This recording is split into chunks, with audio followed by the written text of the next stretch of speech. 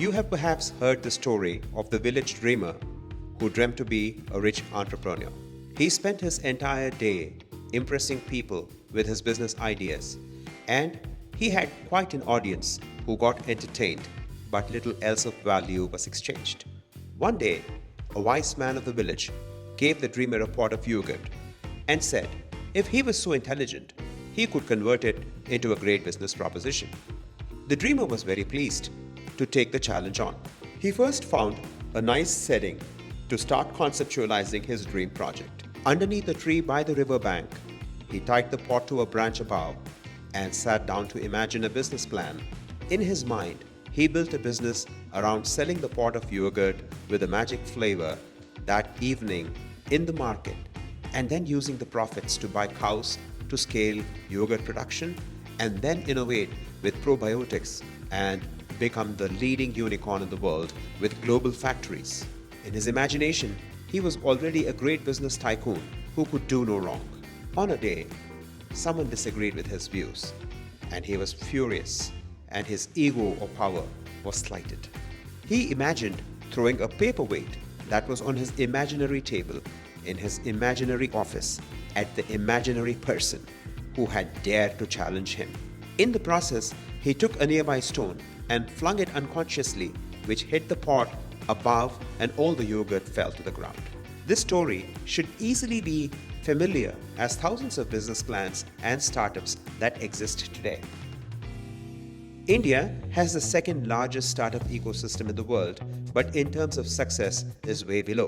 The topic of entrepreneurship today draws visuals of unicorns, valuations, and market capitalization. Entrepreneurship is none of this. It is about abstracting an idea for a life solution. For example, the subject of healthcare could branch into well-being and medicine as themes, in which there are multiple topics for each theme to be addressed. Both the themes will break down to physical, mental, and psychological health at the highest level as topics. Impact, relevance, and connection are the cornerstone of how an entrepreneur visualizes a solution. The plug-and-play of application from these solutions must be seen as a fusion of data, talent, materials, capital, and infrastructure that delivers the applications in a personalized manner to segments and cohorts of customers, not decided by sales and marketing, but rather the value in people's lives. Personalization in industries today is the visualization of how not to exploit a customer in their vulnerable state, but rather empower them in their life journey. Entrepreneurship is all about making this switch that will be relevant in the future. We have come to the stage on the planet when a few privileged and rich imagine products and services and industrialize them for profits. This is hurting and threatening the very existence on the planet. The advancement of digital technologies and connectivity of internet, however, provides great hope for the planet to reverse this trend by delivering to the aspirations of millions who have yet not been included and compromised in this cannibalized system. Greg Paz, professor of practice at Cornell Tech, has an interesting title of Chief Entrepreneurial Officer for developing pioneering leaders and technologies for the digital age. He champions the 4 C's as essential for an entrepreneur: curiosity, commitment, creativity, and confidence. The first 2 are related to design thinking, or design learning as we prefer to call it from here on at Giga Technologies. The latter 2 are related to design, where creativity and confidence is applied to delivering maximum and not minimum viable products and services. We are at a strategic inflection point on the planet. There is a need for clarity on the path of progress to pursue. For the creator economy to succeed, we must move the needle from memory-based information processing to real-time data-based computing. The past generations were burdened by the memory of world wars, colonialism, slavery, economic deprivation, and social inequities. Therefore, their approach to life, prioritized with personal security, is justified to a large extent. But the Gen A 8 to 18 and Gen Z 18 to 25, who are the future of everything on this planet, have no such baggage of memory to carry. They have the freedom to create without the constraints of instructional consumption. Artificial intelligence should not be allowed conception from synthetic data and universal data. It must be driven by cognitive intelligence that is experientially macro and micro learning, drawn from personalized data, driven by data autonomy. The entrepreneurial focus should be on the process of conceptualizing and engineering solutions. And consequently, the personalization, industrialization, and commercialization of products and services will be much more effective and efficient. At Giga Technologies, we see this as a mechanism in the pursuit of excellence for individuals, industries, and institutions. In this episode, we feature 29-year-old Azan Firoz Said, who identifies himself as founder, creator, and community builder at The Hubverse. He graduated from USC Marshall School of Business in 2015 and has been involved in curating his entrepreneurial spirit. Coming from a traditional old economy business family that has been into real estate and retail, he has chartered his own course. He has been one of the first to set up a co-working space in Bengaluru, visualized as a community rather than just a workspace. The theme of community has helped him visualize and participate in media, communications, and food enterprises, and in other areas of life with admirable felicity. He espouses causes in animal welfare, children, economic empowerment, education, environment, and art and culture, and is clearly a role model, inspiring and involving a workforce average age of 25 who work with him, experimenting with empowerment to create.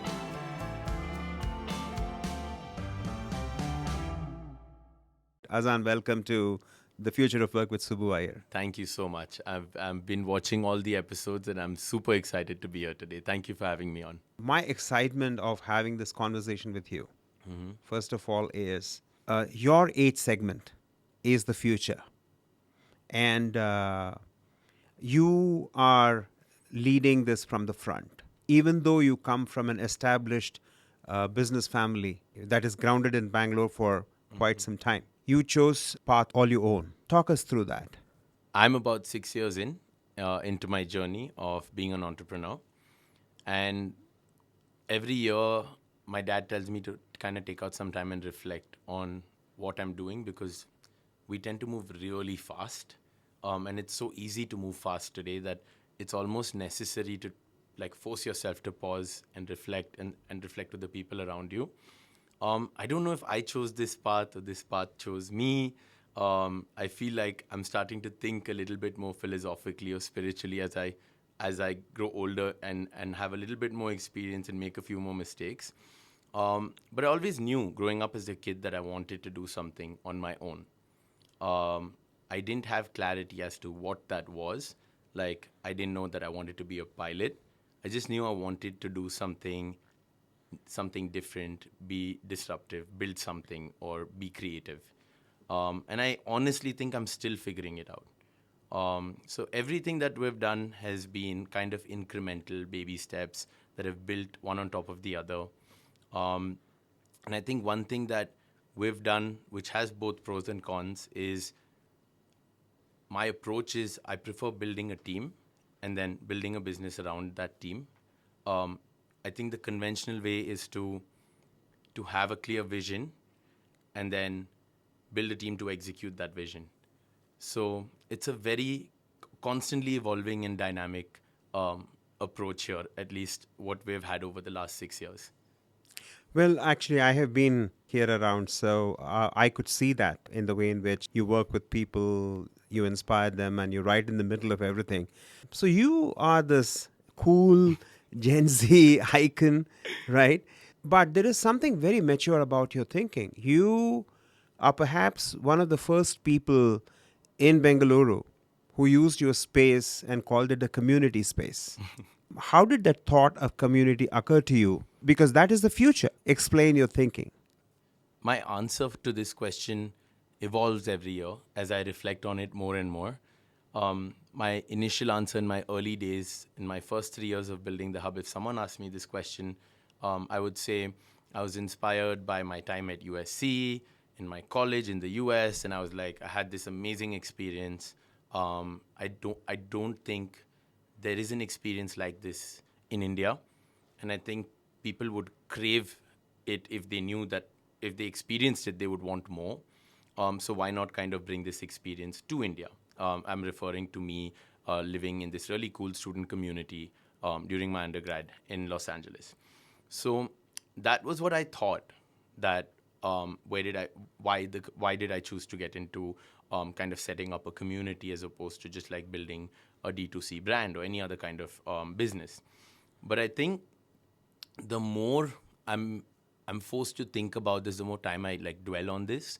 Um, I think it stems from something deeper, a fundamental kind of need to be amongst people where you feel you belong, and not based on age or based on even interest, right? Because there are lots of communities around finance or art, but I think the desire was to just have a space where diverse people of different interests, different age groups, different experiences could kind of just coexist and over a period of time actually find a way to like have synergies there and actually help each other because of the multidisciplinary composition of the members of that community. And I think that stemmed from, in a really simple way, from me as a kid not fitting in my environment, whether it was school or it was college or it was my experience growing up. I always felt like I wish there was a little bit more thought put into the environment that I was in. It could be done so much better.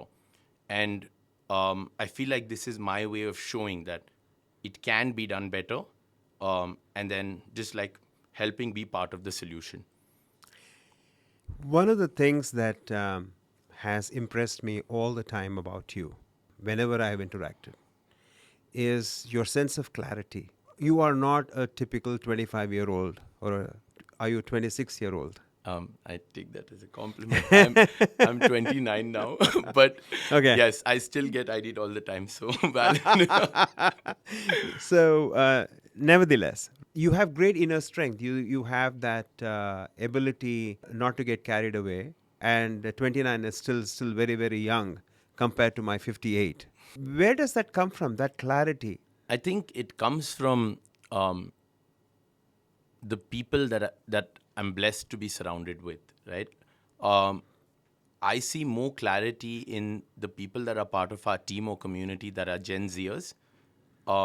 They are the youngest in the group, but they have the most amount of clarity. They know what they want from their life.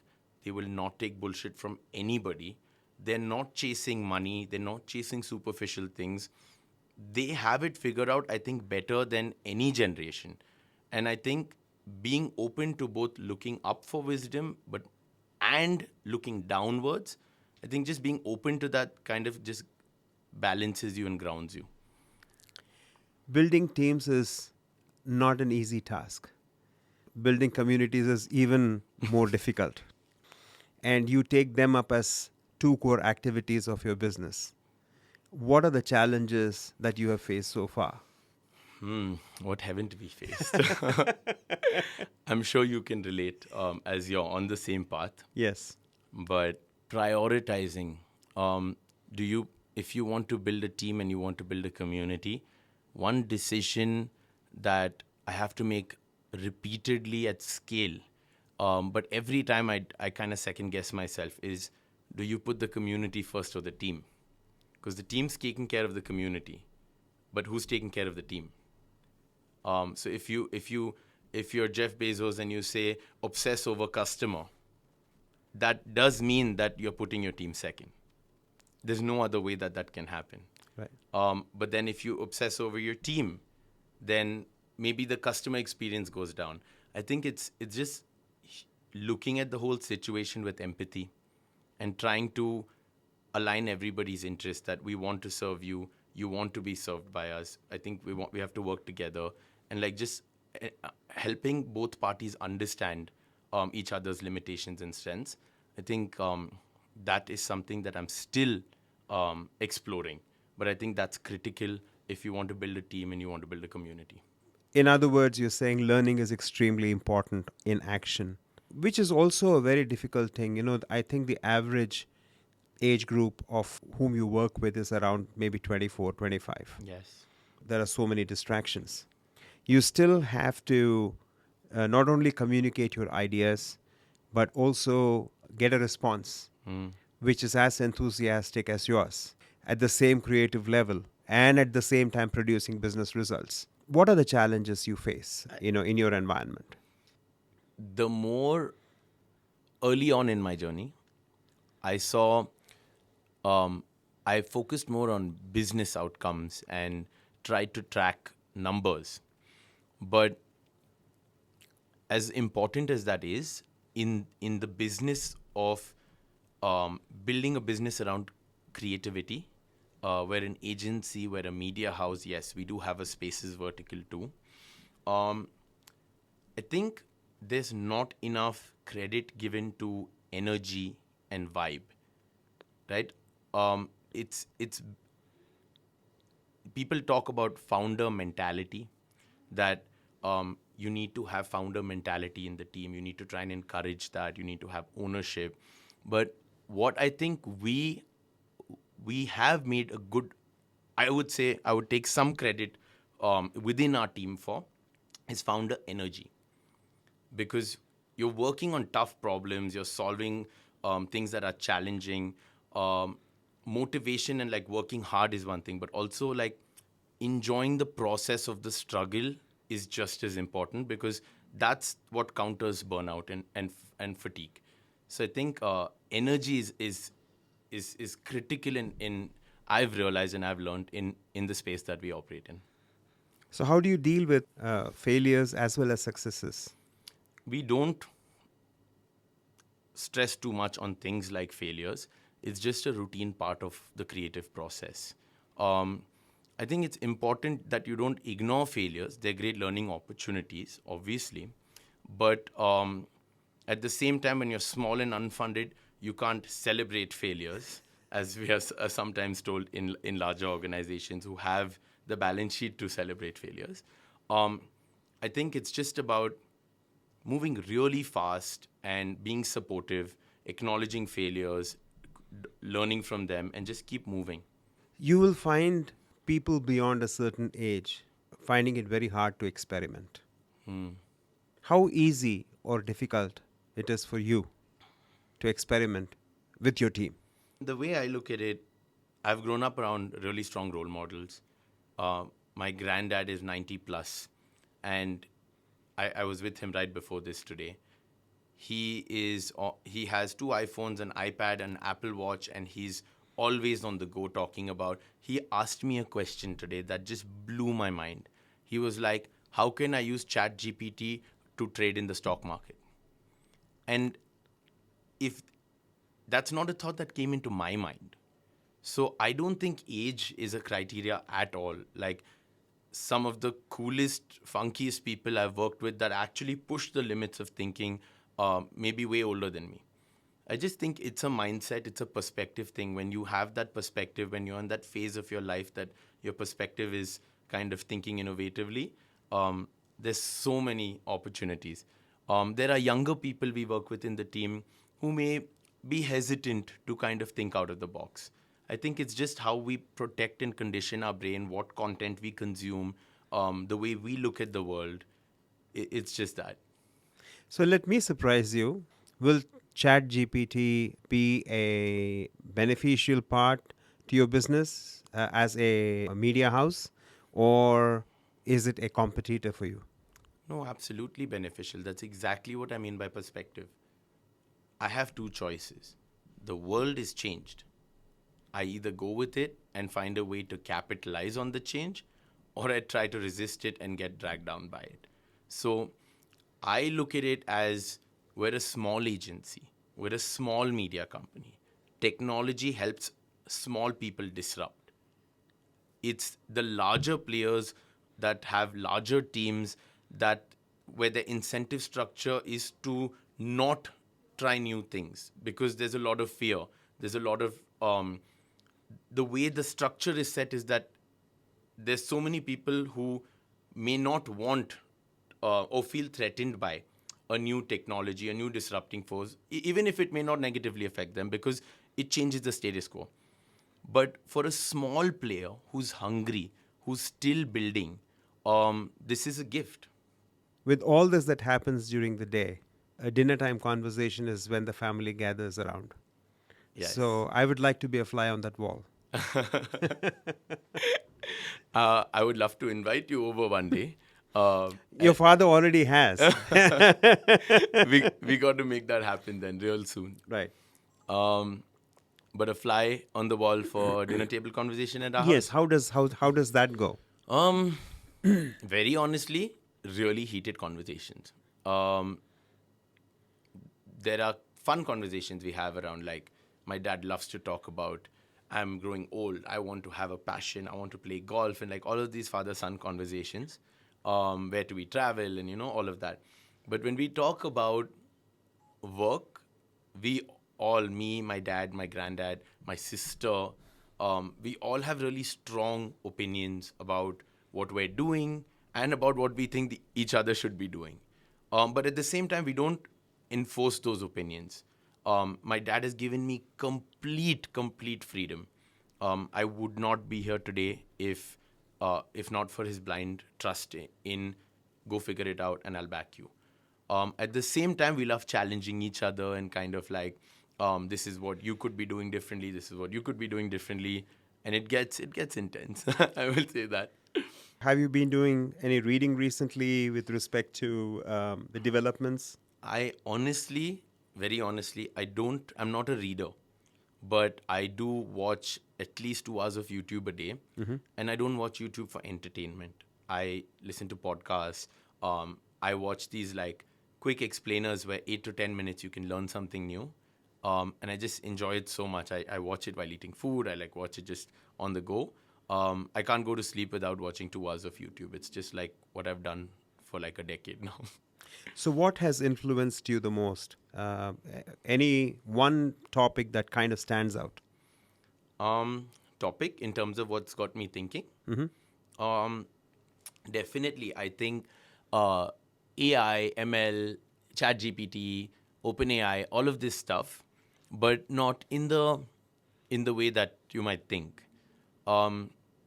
It's kind of got me thinking about. If I'm being honest, I'm just thinking about how it affects my team and how it affects the creators we work with.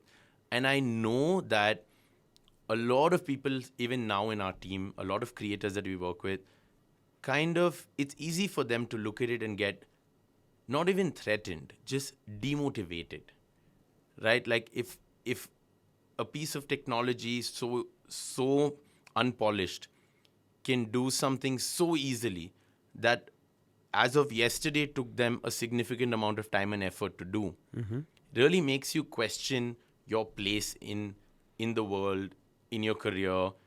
And I'm looking at like, how do we address that before it becomes a real issue? So I'm spending a lot of time learning it, trying to understand the social implications of it, and trying to preemptively work with my team to kind of, make them look at it and understand how they're going to evolve, how they can use these tools to kind of get better at what they're doing, as opposed to get demotivated and start questioning things. To that perspective, let me add a perspective here.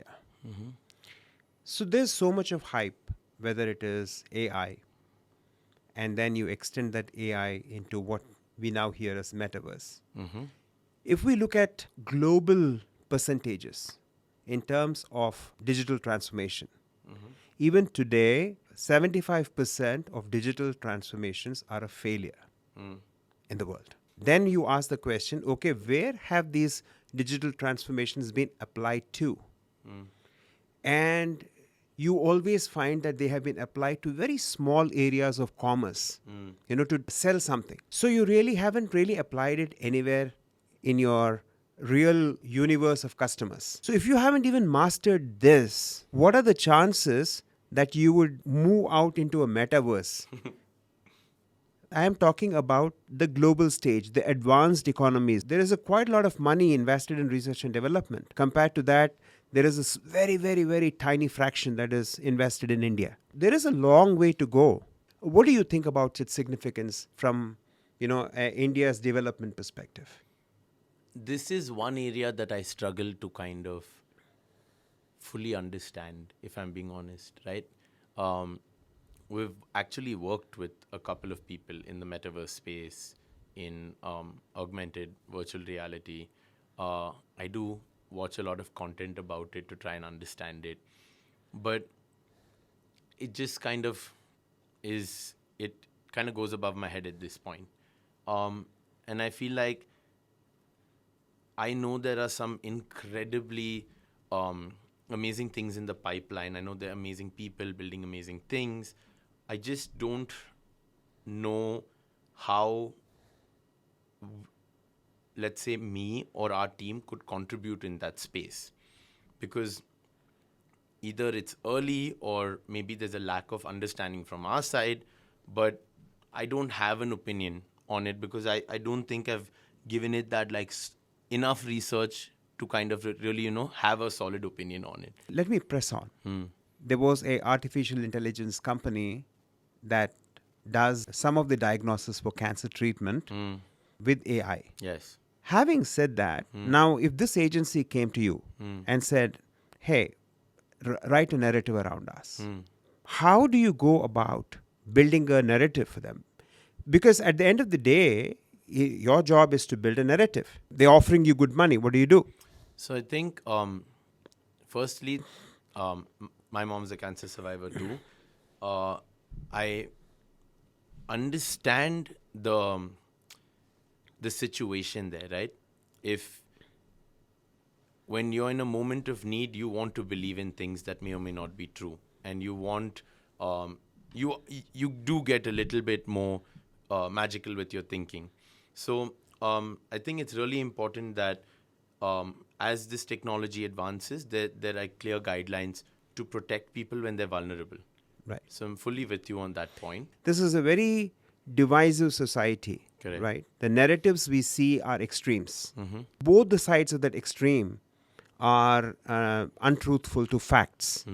There is also a narrative that says AI is being used to basically drill the truth. Right.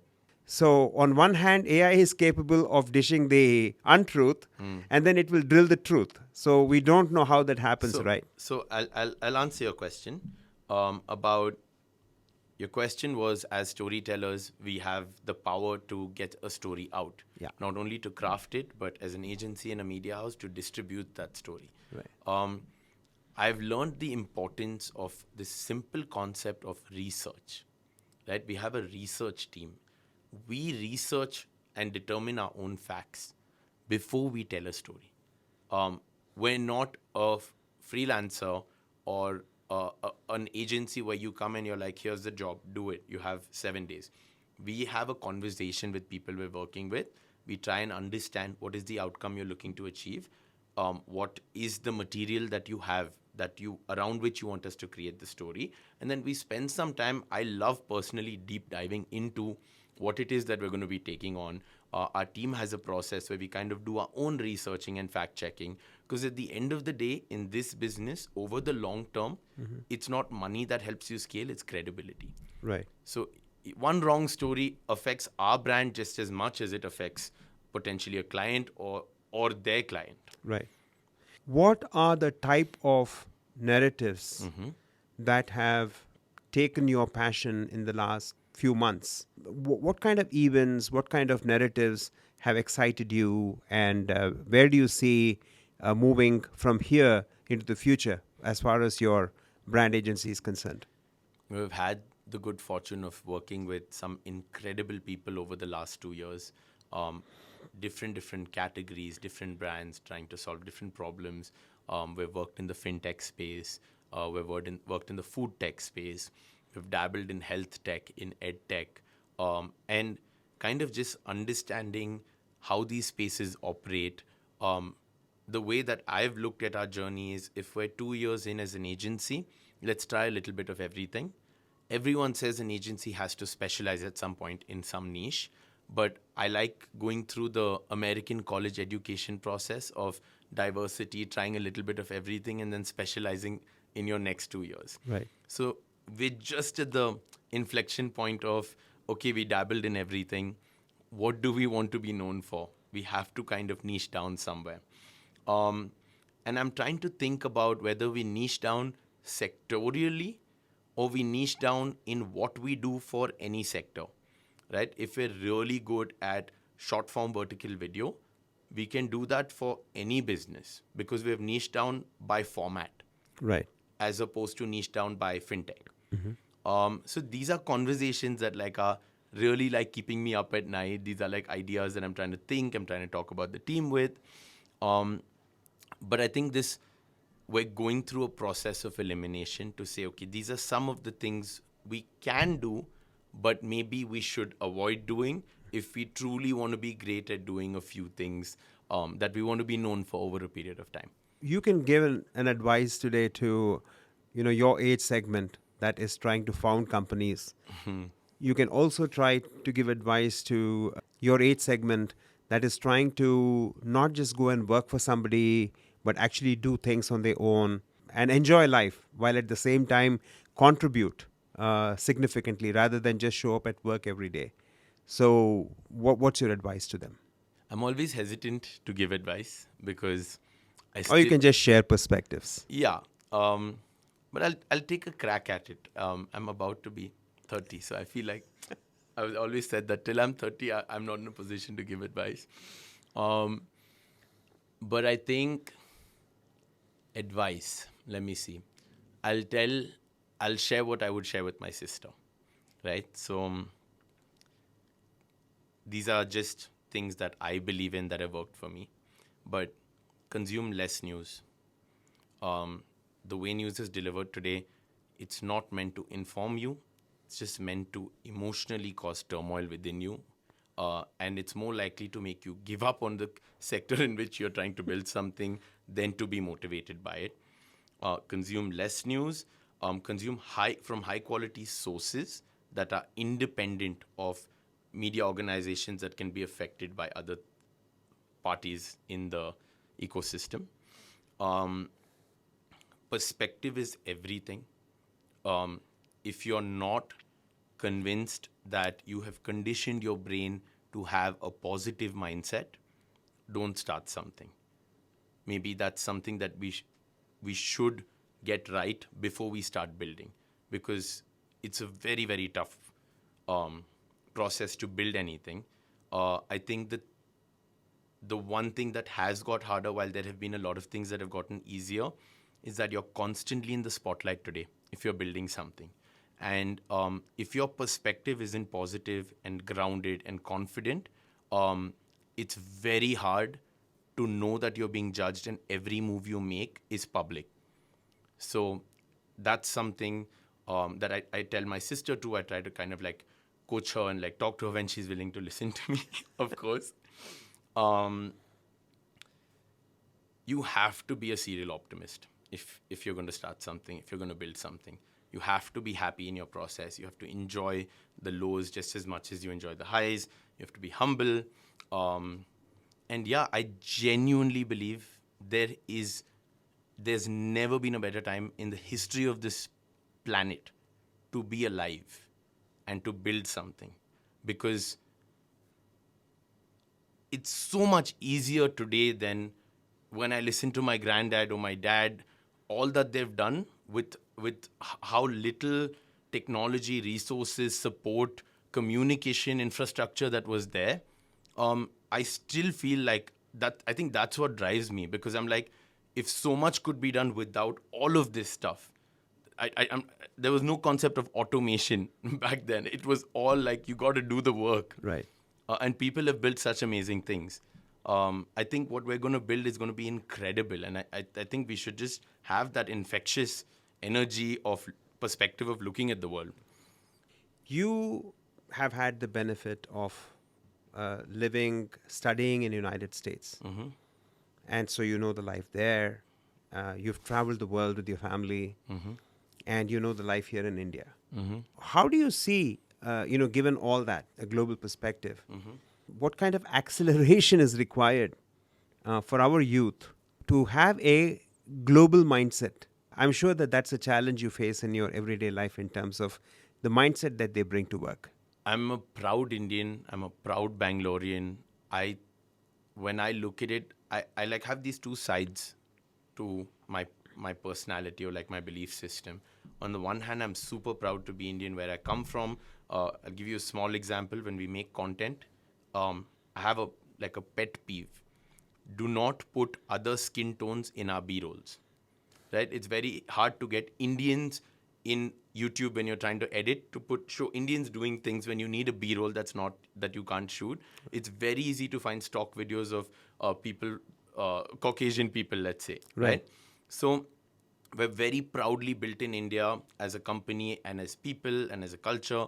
At the same time, I have this side of me that I think I'm getting this more from a lot of the younger people here, which is everyone just looks at it as what are borders, what are countries, what are states, where like in this global world. Because the more time you spend on digital, the more time you spend in the metaverse in the future, borders and restrictions and all of this stuff almost seems archaic. Right? Okay, you got to deal with it, but that's not your belief system. Your friends are digital. You're consuming content from people all over the world. So, I mean, I don't know I have these two sides that I can kind of see. And I guess I'm just still figuring out what my take should be on this. Okay. So since our video cast is on the future of work, what are your three major markers for the future? Oh, this is a thinker. Three major markers from your business perspective of a media house, a brand builder, and a communicator. On the future of work. On the future of work. I've been watching a lot of stuff about how future teams will be built. And one point that I know is every company kind of needs to have this process perfected of managing expectations, creating excitement, and allowing inclusivity in a hybrid work environment. So I've experienced this a lot when we've been in this room and we have one team member on call and there are 5 of us here. I don't think any company has figured out how to make that one person feel just as included as the 5 in the room. It's very challenging. So I think that is one, perfecting inclusion in a hybrid environment and excitement and vibe. I think community obviously goes without saying is everything. Kind of figuring out how do you build a community where everyone's needs it's a symbiotic like ecosystem. Let me help you through the levels. We started talking about diversity. Even though you are a startup, paying people right, what they deserve as opposed to what you think is the right thing. And then including them. And you talked about one instance of, how do you create that inclusion? So one of the important aspects of that future of work is diversity, equity, and inclusion. How do you see that as a challenge or an opportunity? 100%. It is both an opportunity and a challenge. It's an opportunity if you dedicate time and attention and effort to working on it and making it a strength for your company. And it's a challenge if you ignore it and it blows up in your face. I strongly believe in in all the values which you shared, but I think there's this slight thought that's been in my head for the last few months, which was never there before, which is that I think, at least in the social landscape, I think we're becoming too fragile and too soft. I think we've overcorrected to being inclusive.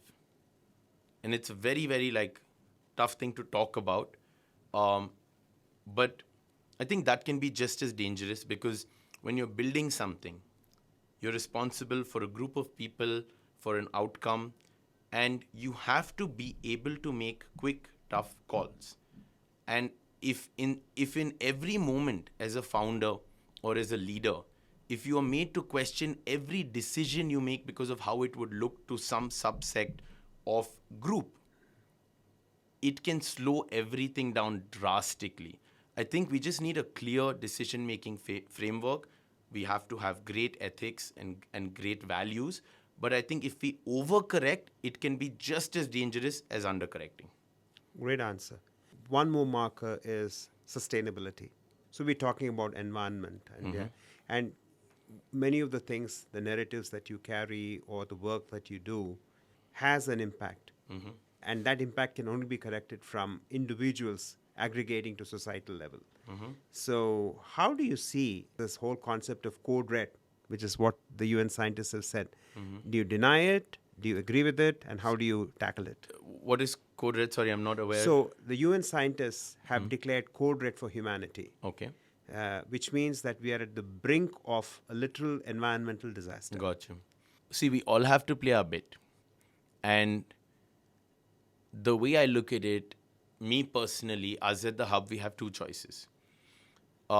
We can hyper obsess over how many plastic bags we're trying to take out and like what we're doing. That goes without saying. We all have to get better. We don't have a choice. We have to work together. But I think if we really want to do something, we have to use our core strength to be advocates and to amplify that message. And that's what we try to do at the Hub. So if we see people that are doing things that are good for the environment, we try to use our storytelling power and our distribution that we have to help amplify, get the word out, inspire more people, and make a bigger change. Because that's the only way we can make the impact scale.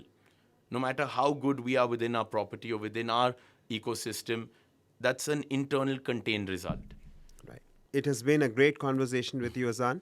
Look forward to having many more. Yes. And wishing you and your Hubverse a great period of time ahead. Thank you so much. Thank you for having me here. And I'm looking forward to meeting you at the dinner table soon. Pleasure. Absolutely. Thank you. Enterprise and business are not one and the same. We have to make a distinction between enterprise and business. An entrepreneur is an architect of an enterprise, whereas an executive is the strategist of a business. Enterprise is about thinking solutions, whereas business is about thinking revenue and profits. By thinking about revenue and profits at an enterprise level is akin to putting a cart before a horse. And this is the reason why a lot of startups fail. The engine of competition is fear. And this is the exact opposite for innovation. Innovation demands fearlessness born out of one's conviction, not the conditionality of beliefs that others impose. The engagement and experience with experimentation at the enterprise level should lead to inform a risk-assured approach to executing business strategy at a business level. At Giga Technologies, we have a definitive focus on the 8 to 18 and the 18 to 25, who are fearless by nature. And it is this strength that we need to stoke. Fearlessness that is born out of conviction and not out of foolishness. We are clear that we have to generate intelligence and not depend on memory in order to develop systems of the future. ChatGPT is generating content from dead data, whereas there is a need to generate processes that will in turn generate roles, and those roles, when they execute either in enterprise or in a business, will then generate data. And this generative organic data is what leads to intelligence that is relevant moving from now into the future. When ChatGPT generates code, it generates it at a transactional level, not at a process level. A generative AI has to operate at the highest abstraction level, drilling it down to the detail. The minute data gets committed to memory, it is dead data. We have the opportunity through digital technology to work with live data in real time. It is important to move this needle from AI automation to the orchestration of intelligence. Thank you, Azan, for spending your time on this episode. I'm sure that your narrative will inspire a lot of the Gen A and the Gen Z.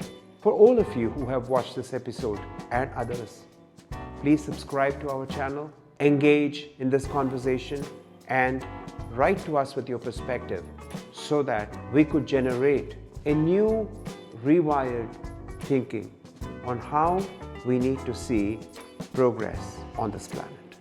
Thank you again, and looking forward.